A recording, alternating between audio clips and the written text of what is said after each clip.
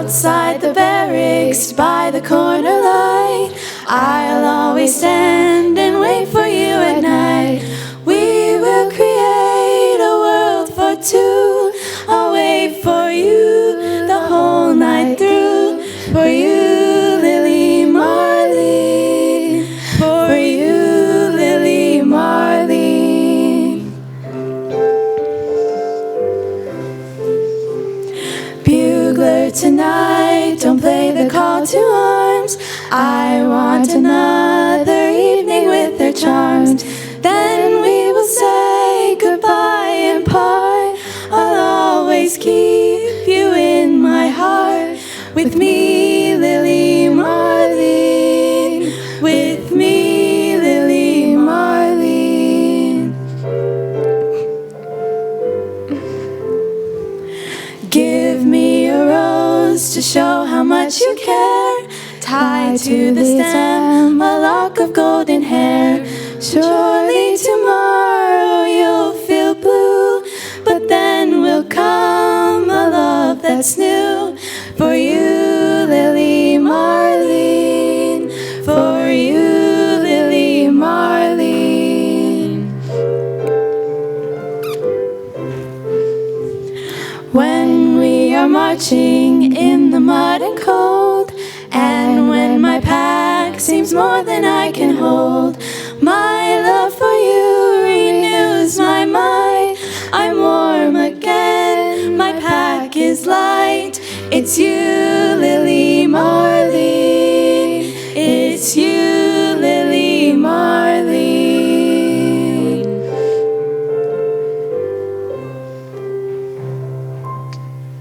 Happy birthday, Grandpa. Happy birthday, Grandpa.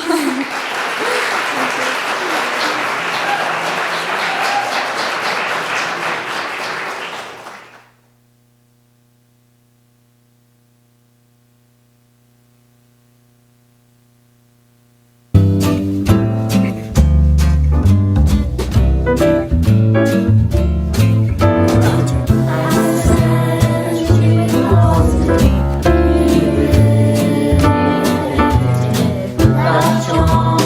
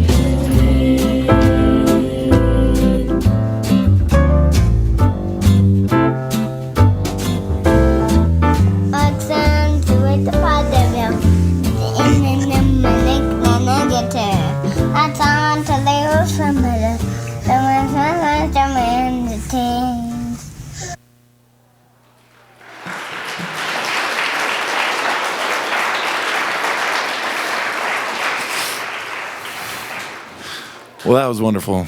I am Ace Sorensen, grandkid, and I'd like to share a memory of my grandpa. And this is another one of our epic trips up in the Uintas that we used to do. I think I was around 14, not totally sure, but we were up hiking. I think I was in charge of taking Sarge up, which was our pack horse. We were working our way up the mountain. Sarge had all of our gear, and we were getting pretty close to camp. And by then, I was tired. Sarge was more tired, and he decided that he'd had enough. He was going to go back home, and he was bolting back down the Uintas like he was going to try to go back to Provo. And so he went down the mountain, and I watched all our gear explode through the trees, and I just thought to myself, what are we going to do? All our stuff just went down the mountain with that horse. And the next thing I knew, I turned around, and Grandpa is up on Raja, like, and just like Jim Craig from The Man from Snowy River, this movie we'd seen 100 times at his house, and it was my grandpa, larger than life, hat on, tearing down the mountain, and he went down, and he got Sarge, brought him back, and we got all the pack all cleaned up, and we went back to the camp. But for me, that just is my grandpa. He's always been larger than life, and always loved and admired you so much and your example. Grandpa has 5 kids who love and admire him very much. We will hear short thoughts from each of them. Mike, Bob, Marilyn, Denise, and Brad. And following his children, we will hear from his grandchildren, Derek Sorensen, Lucy Teichert, and Ryan Williams, who will be performing an arrangement that they put together of his favorite songs, O Shenandoah and I'll Be Seeing You. All his kids remember him singing those things, whether they were on ski lifts, hiking, canoeing down the river. And the fact that he can't carry a tune didn't matter to them or to him. So.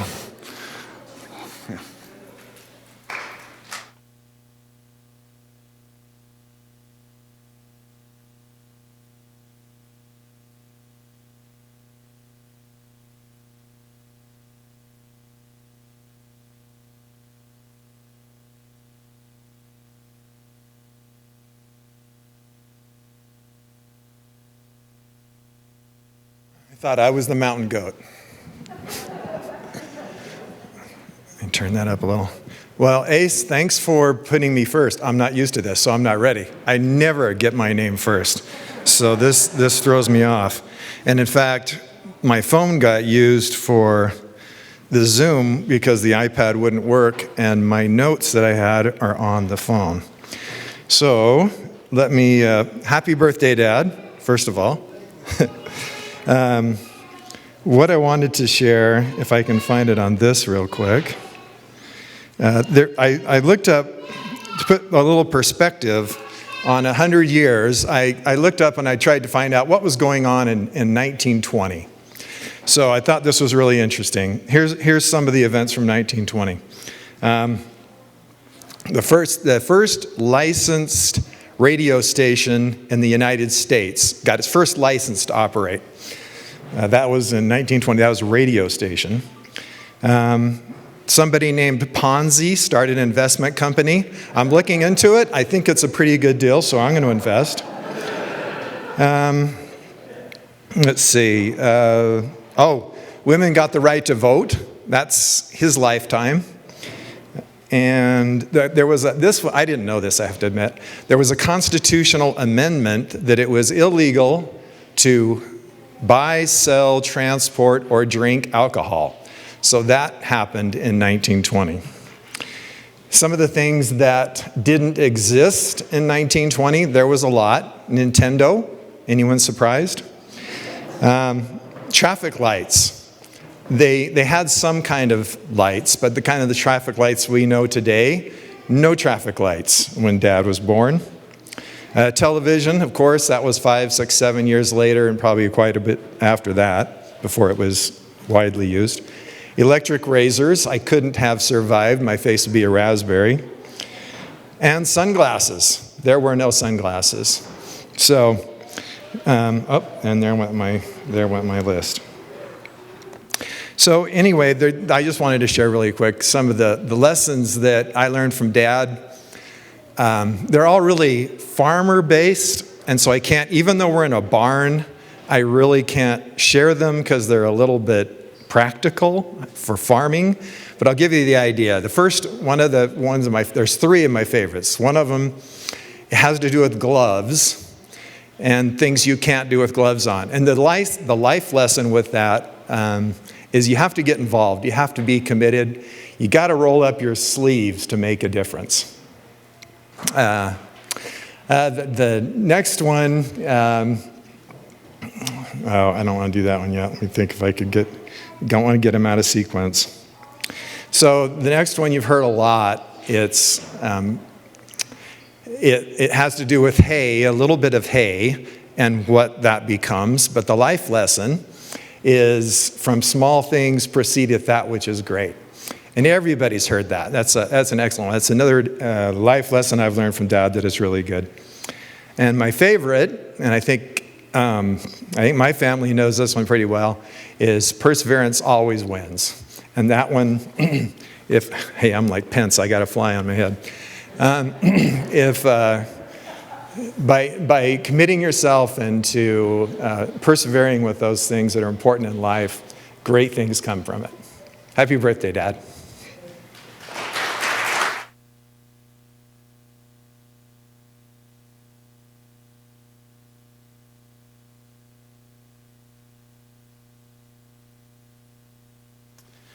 Well, Dad has taught us a lot of lessons, and there is not enough time in a year to tell you all the things he's taught us. So I'll just hit a few that you probably already know, and Mike already touched on a couple of those.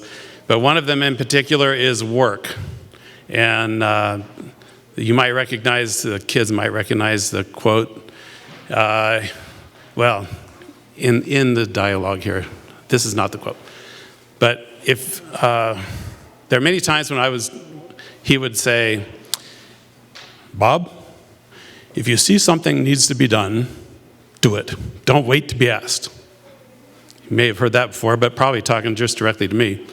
The other one about work was if you're outside or wherever and you see that there is work going on, get your hands out of your pockets. Get to work. That's another one. And anyway, the other thing that I wanted to say is that Dad taught all of us that life is an adventure. I'm the emotional one around here. So, from fishing, hunting, backpacking, camping, travel, life is an adventure. And every day is a new day and a new adventure. And he passed on the travel bug to our family. And I have to say, one time was pretty hilarious. We were in Berlin, and Dad said, let's go somewhere. And so we went to the airport and tried to get on a space available flight to anywhere. He didn't care where it was. And we ended up in Tehran, Iran, during the days of the Shah, just my dad and I. And so that was our adventure. So take the bull by the horns and live life, and life is an adventure. Thanks, Dad. Love you.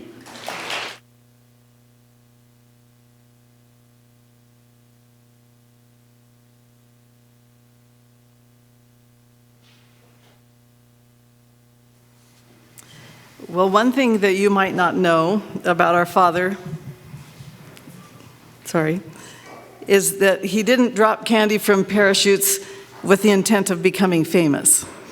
That's not his personality. He did it because that is who he is. He was inspired to go back to the fence, and he saw a need, and he thought he could make some children happy.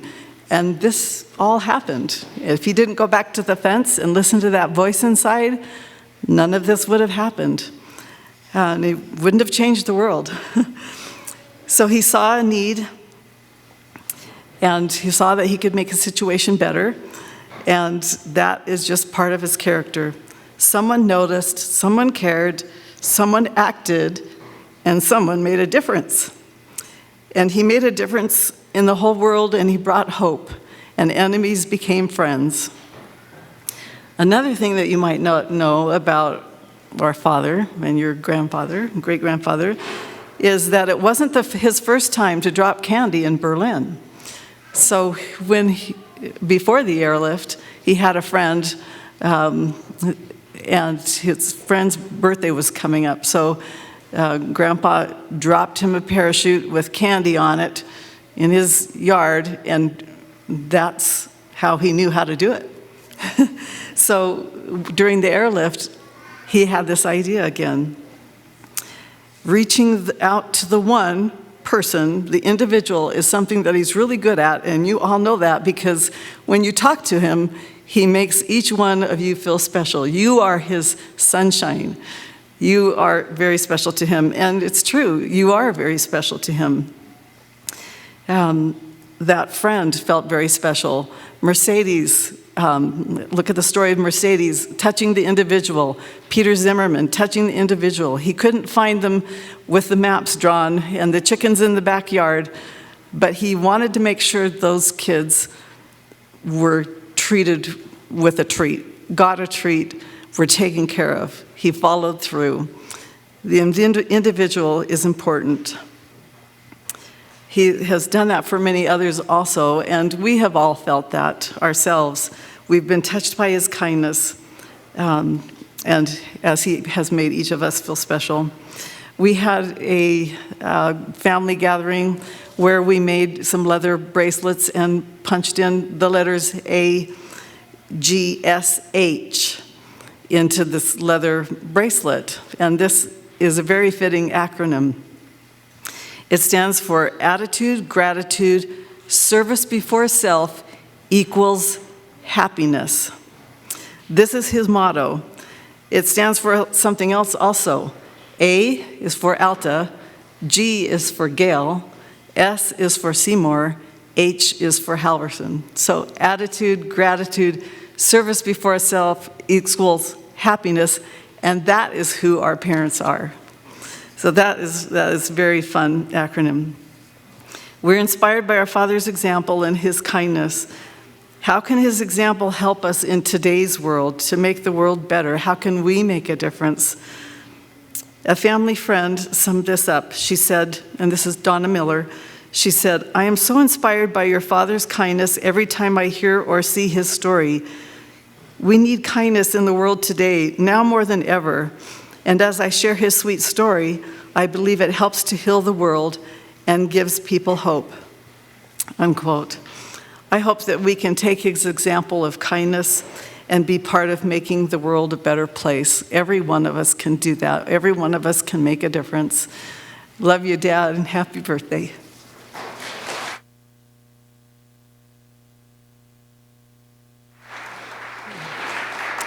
I agree with everything that's been said so far.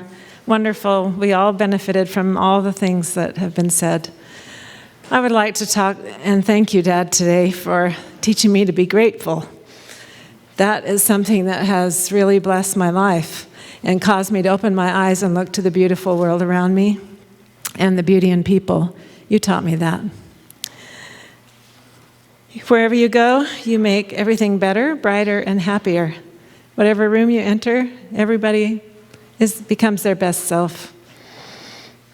Your mother wrote to you in a letter one time. She addressed the letter to you, and she said, "To my boy who was born smiling." And that really epitomizes you, because we don't think there's a picture of you anywhere except one that we know of where you weren't smiling. Gratitude is a big part of what I want to emulate that you've taught me, Dad. As kids, you pointed out our mother, Alta. You told us how beautiful she was, how capable she was, and you taught us to really see all the good in her, and you saw it every day. And you said, whenever you go and talk to school kids, you say, "Kids, listen to your parents, help with the dishes, look around and see what needs to be done." And after Mom passed away, you married Lorraine, and you thanked her and were grateful to her for saving your life and helping you continue in your mission. In 1948, when you met the kids at the fence in Berlin, you noticed how grateful they were for flour to be free. Because the airlifters were flying in flour, they were so grateful. They didn't care if they didn't have enough to eat. But if they lost their freedom, they would never get it back. One time when we were at Vandenberg Tracking Station, I was 16 years old in high school, and Marilyn and I had always been begging Dad for horses our whole life, but we never could have one because we're always moving. And this wasn't practical, so in California, Dad bought some horses. And one night, he had a big job. He was commander at Vandenberg Tracking Station. This was in 1968, 69. He had a lot of hard work. He came home, and I was just looking out the window. It was getting dark, and I could see there was a big full moon out there. And I said, Dad, let's go get the horses and saddle them up and go for a moonlight ride. And I don't know very many people that would have said, oh, what a great idea, right in the middle of the week after a long day. Dad said, yes, let's go, let's do it. And out we went and enjoyed that beautiful moonlight. And it was another adventure. It was another memory that I'll always cherish. Over and over, I have seen you express gratitude to others for what has been done to you or for you for the smallest act, whether it's Logan, Sadie, or Jack passing you the butter at the table, or whether it's so many birthday greetings you're receiving from near and far. And small acts of kindness have always been important to you, and the persons that do them even more important. I'm grateful for that lesson, and I try to do that. Not as well as you ever, but thank you, Dad, and happy birthday.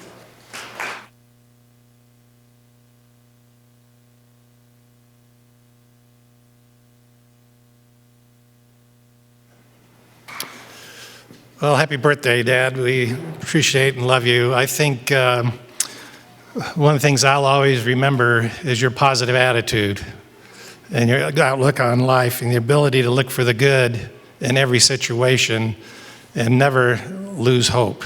And hope is one of the things that one of the lessons that I've learned from you, and hope is critical in our life. And as we think about faith, hope, and charity, faith is an important ingredient in that, and leading to charity, which is the pure love of Christ. And I think you have exemplified those Christ-like principles in your life as you treat other people. And I've always learned and loved that lesson from you.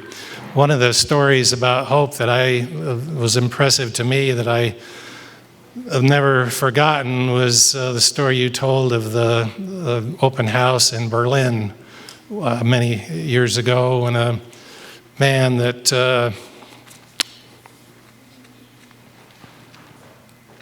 stood in the C-54 off to the side as he watched people walk through and greet you in the cockpit and go out of the airplane. And he waited till everybody had gone, and then he came up to you and said, I wanted to thank you for your example and what you've done. And basically told you the story that he was a young man living in Berlin just after the war during the airlift, very depressed, walking to school one day, a very foggy, rainy, gloomy day, being very discouraged and looking down at his feet as he walked. And as he walked along, a parachute with a candy bar landed at his feet. And he picked that up, and the message that he received from that was that somebody in America knew I was in trouble, and somebody cared. And it gave him hope. And he said a very significant statement, which I'll always remember. He said, without hope, the soul dies.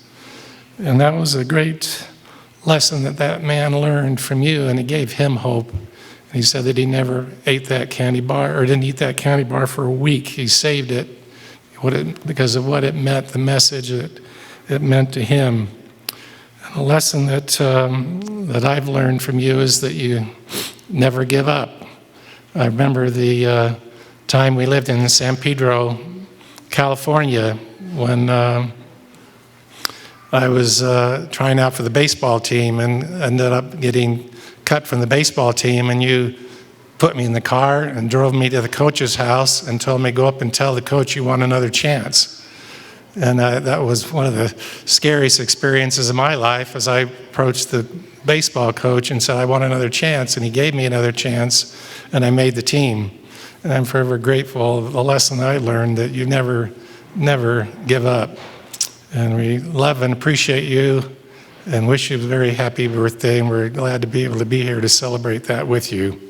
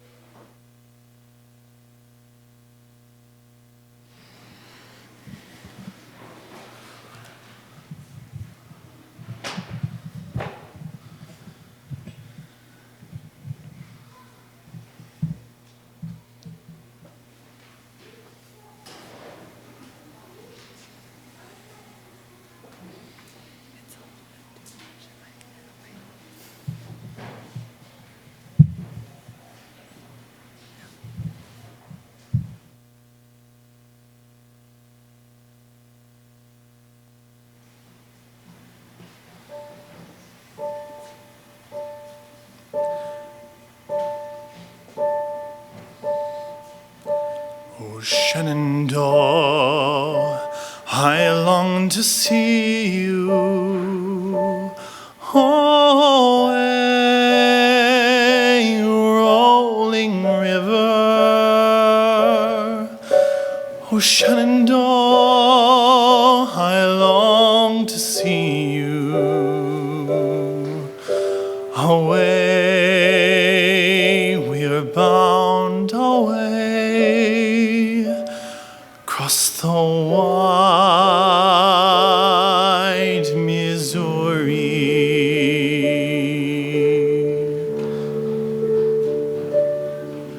Oh, Shenandoah, I love your daughter.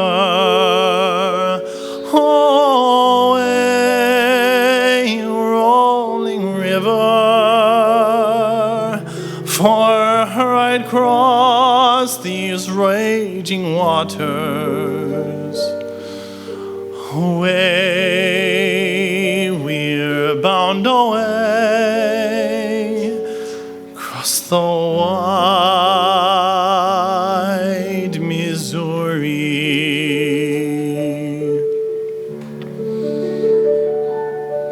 'Tis 7 long years since last I seen you and heard your rolling waters. 'Tis 7 long years since last I've seen you. Away, we're bound away, across the wide Missouri.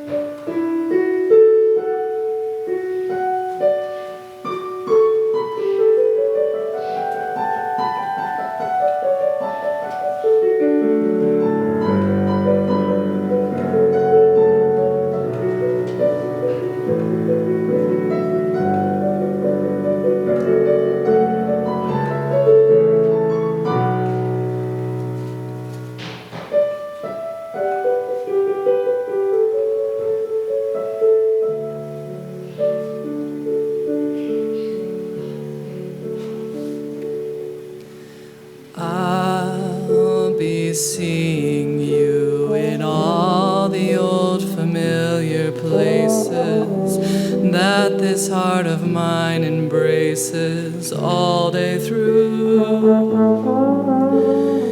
In that old cafe, the park across the way, the children's carousel, the chestnut tree, the wishing well. I'll be seeing you in every lovely summer's day, in everything that's bright and gay. I'll always think of you that way. I'll find you in the morning sun, and when the night is new, I'll be looking at the moon, but I'll be seeing you.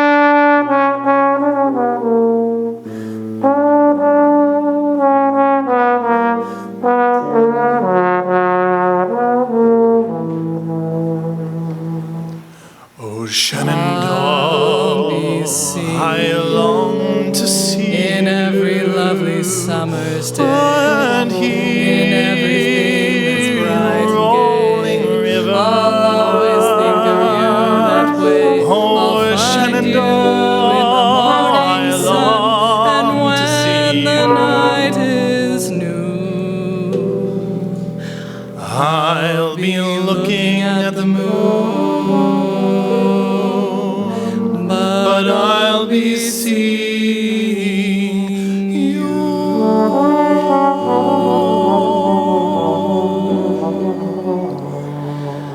I'll be looking at the Shenandoah, moon, but I'll be seeing you.